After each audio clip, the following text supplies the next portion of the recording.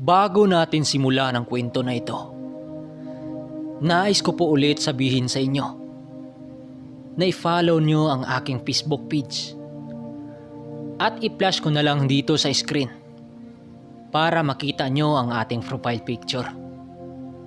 Maraming salamat. Makalipas pa ang ilang oras, hindi nila namalayan ang oras na pasapit na pala ang alas 5 ng hapon. Unti-unti nang humina ang sultada dahil nga magdidilim na ang buong paligid. Nasipat pa nila ang isang truck na pumasok sa kanilang baryo na naglalaman ng mga malalaking soundbox. Diskuhan na naman pagsapit ng gabi. Habang sila Inar naman, hawak-hawak nila ang mga bihag at nagpaalam na siya sa kanyang mga barkada na uuwi na muna siya sa kanilang bahay para ibigay sa kanyang ina ang isang bihag nilang manok. Inaabutan din niya ang kanyang ina ng ilang pera para naman hindi sila maubusan ng panggastos sa araw-araw. Ang kanyang ama kasi, sakto-sakto lang ang kinikita nito sa maliit nilang gulayan sa bayan. Itinago na rin niya ang ilan niyang mga salapi doon sa kanyang tinutulugang kwarto. Naglabas lang siya ng salapi para kung sakaling mag-iinuman sila, meron naman siyang maiambag. Pagdating niya doon sa sabungan, hinahanap naman niya ang mga barkada niya doon. Maya-maya pa, nakita niya ang dalawang barkada niya. Kasama na rito ang lalaking nagtatadi ng bulang. Nagiinuman yun sa gilid ng malaking bato habang katabi nila ang isang siga nang siyang pinagsalangan nila ng inihaw na manok. Yung bihag yon. Paglapit niya dito, kaagad naman siyang napansin ng mga ito at nagwiwika ng, "Shit ka muna dito! Sa'yo na to oh! Kanina pa kami dito nag-aantay sa'yo eh! Ang tagal mo!" Wika naman dito ni Masoy. May inisikaso lang ako sa bahay mga pre. Pati na rin yung manok nating inilaban natin kanina. Teka, ba't inihaw nyo lang tong bihag natin? Ang tigas niyan. Wala bang mahiraman ng kaldero dyan? Para naman makahigop tayo ng sabaw na mainit. Tsaka para na din lalambot yung karne. Ang tigas ng manok na yan eh. Wika naman dito ni Inar. Sumagot naman dito si Masoy ng, "Oo nga Toy, kumuha ka nga ng kaldero sa inyo. Tamang-tama, hard tong ininom natin. Para na makahigop tayo ng sabaw." Wika naman dito ni Masoy. Makalipas pa ang ilang minuto, dumating na nga si Butoy. Dala-dala ang kaldero nitong dala. Kaagad nilang pinakuluan ang isang bihag. Gaya nga ng sabi ko, na magsasabaw sila ng manok. Habang inaantay nilang lalambot ang karne ng manok, dahan-dahan naman silang tumagay para naman masaya yung usapan nila. Maraming bagay ang kanilang pinag-usapan noon tungkol sa mga lahi ng manok na pinakamagandang palahiin. Subalit mariing sinagot ng lalaking nagtatadi ng bulang na kahit anong klase pang manok ang ilalaban, kung maunahan naman ay wala ding silbi. Nabanggit rin sa lalaki na mas lalong magwagi sa laban ang manok kung may habay kang tangan kagaya ng mga mutya na maswerte sa sugal. Maaring iba-iba ang paniwala ng bawat sabungero dahil ang ibang mga sabungero nagbabase yon sa pisikal na lakas ng manok at kung saan napabilang ang lahi nito. Nang sumapit na ang alas 10 ng gabi, napakarami na noong taong dumagsa sa nasabing padisko. Taga iba't ibang lugar yon. Sila Inar naman, masayang masaya silang nag-uusap sa hindi kalayuan ng diskuhan. Maya-maya pa, bigla namang napawika itong si Butoy sa kasama nilang magtatari. "Napapansin ko na talaga sa'yo, Manong. Kami lagi ang tinatagayan mo. Tas ikaw, hindi. Ano ba? Balak mo ba kaming lasingin?" Wika nito habang sinisinok-sinok pa. Nagtinginan naman ang apat at sumabat dito si Masoy ng, "No ka ba toy? Lasing ka na ata eh. Mabutit matulog ka na muna dyan. Gisingin ka lang namin mamaya kapag pupunta na tayo sa sayawan." Wika naman dito ni Masoy kay Butoy. Si Inar naman, nanahimik na lang siya sa isang tabi dahil maging siya pala, nakapansin din pala sa ginagawa ng bago nilang kaibigan.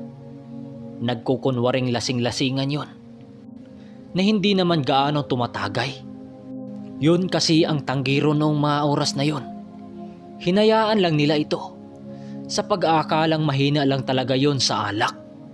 Nang makaramdam na ng pagkalasing itong si Inar, nagyaya siya na pupunta na sila sa gitna ng sayawan para makisayaw doon.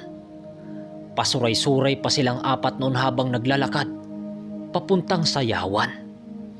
Pagkarating nila sa sayawan, minabuti nilang bumukod ng grupo doon sa lugar ng walang tao. Si Inar ang nag-abiso doon para malayo sila sa ibang mga taong sumasayaw din. Mahirap na kasi kapag may maapakan silang mga tao doon. At baka yun pa ang panggalingan ng gulo.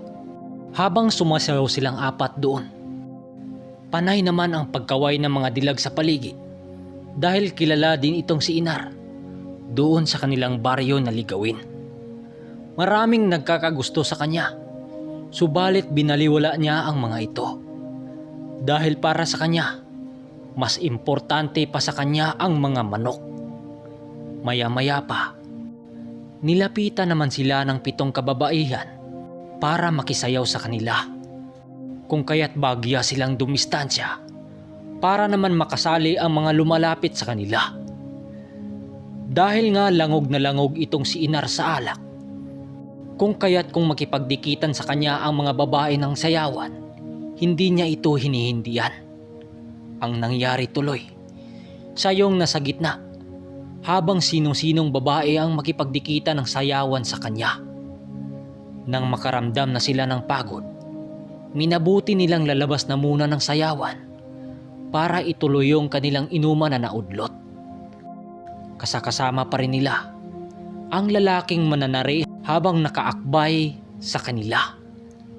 Subalit hindi pa man sila nakalayo sa diskuhan, mayroon na silang nasipat ng grupo ng kalalakihan na nanggaling doon sa likod ng diskuhan. Alam nila na sila ang pakay ng mga ito, kung kaya't bigla silang kinabahan at naalerto dahil alam nila sa anong gagawin ng mga ito sa kanila. "Nar, yung grupo ng mga gangster papalapit sa atin," wika dito ni Masoy. Dahil nga itong mga panahon na ito, usong-uso ang mga samahan ng mga gangster sa buong Negros. Magamat taong 90s pa ito. Magamat nasa 90s pa ito. Pero hindi ko na papangalanan ang mga ito. Hindi kasi kagaya sa mga samahan natin ngayon na disiplinado.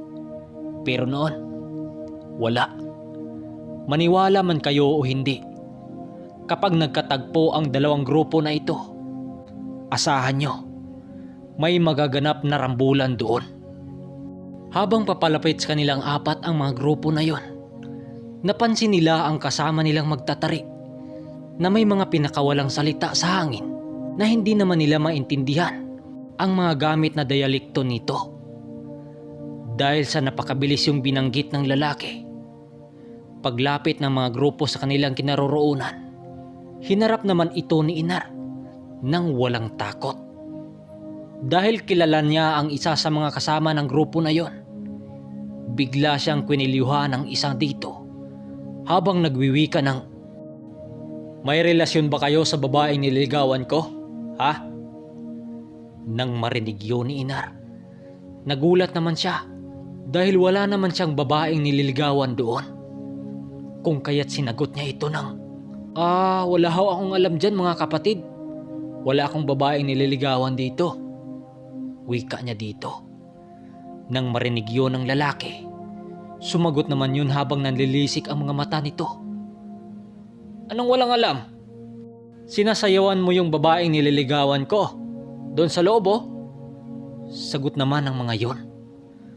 Kung kaya't sinabi niya dito na nakisayaw lang yun sa kanya at yun pa ang lumapit. Nang marinig yun ng lalaki, muli yung nagsalita na may halong pangbabanta sa kanya. Layo-layuan mo yung babae na yun ha. Kung ayaw mong pagtulungan ka namin dito. Ano, gusto mo? Subalit bigla yung kinalabit ng isa nitong kasamahan at nagsisinyas. Pasalamat ka, kilala ka ng isa naming kasama. Dahil kapag hindi, nakakaawa ka. Binitawan si Inar sa pagkakahawak nito at muling nagwika ng, basta kapag sa susunod, gagawin mo yan, di ka na namin palagpasin. Sabay alis ng mga ito. Nang makalayo na ang mga yon, doon sila nagulat nang masipat nila na napakadami pala yung kasamahang nagtatago lang sa dilim. Alam naman ni Inar na hindi siya pabayaan ng kasamahan niya dahil nakahanda rin yung lalaban kung sakaling saktan siya. Magamat 4 lang sila doon, alam ni Inar na kapag bugbugin sila doon, marami ang tutulong sa nila dahil mismong lugar nila yon. Mahingian ang tulong. Biglang nakahinga ng maluwag ang grupo nila nang lumayo ang mga yon sa kanila. Animoy kumalas sa kanilang mga katawan ang mga tama ng alak. Habang sila'y naglalakad papunta sa iniinuman nila kanina, nagwika ang lalaking kasama nila ng, "Makakaway niyo ba yun, to? Parang galit sa'yo yung mga tao na yun ah." Wika nito. Hindi po, manong. Akala lang kasi nila inaagaw ko yung babaeng nililigawan niya. Sila naman ang lumalapit sa atin, di ba? Sagot naman dito ni Inar. Minabuti na lang nilang tumungo sa kubo nila Inar. Malapit lang sa kanilang bahay. Doon na lang nila pinatuloy ang kanilang inuman hanggang sa makatulog silang lahat doon. Pagising ni Inar, wala na ang mga barkada niya, pati na yung lalaking nagtatarik. Hindi na niya yon hinahanap dahil alam niya sa kanyang sarili na umuwi na yon sa bahay nito. 10:00 na pala ng umaga, siya nagigising. Habang nakahiga pa siya sa papag, bigla naman niyang naalala ang matandang nagbigay sa kanya ng mutya. Bigla siyang napabangon at kaagad umuwi sa kanilang bahay. Inaakala pa niya na nandun lang ang matanda, subalit wala talaga yun doon. Iniikot-ikot pa niya ang buong paligid maging ang buong baryo, pero wala talaga yun doon. Makalipas pa ang ilang araw, nagtanong-tanong itong si Inar sa mga taong nakapunta sa Mount Talinis. Dahil nagbabalak siyang hanapin ang matanda doon, yung nagbibigay sa kanya ng mutya. Pero ang gana niyang pumunta doon, bigla naman yung naglaho. Sa tuwing maalala niya ang mga sabi-sabi tungkol sa mga taong umakyat sa bundok na yon, na hindi na nakabalik ng buhay. Subalit muli na naman niyang nasubukan ang lakas ng mutya niya nang dumayo na naman sila ng sabong doon sa kabilang baryo. Sakop lang din ang dawin ang buong baryo na yon, kaya't madali lang nilang marating yon. Habang nagkudkod itong si Inar ng mga niyog para ipakain sa mga alaga niyang manok, dumating naman sa kanilang bahay ang 2 niyang kaibigan.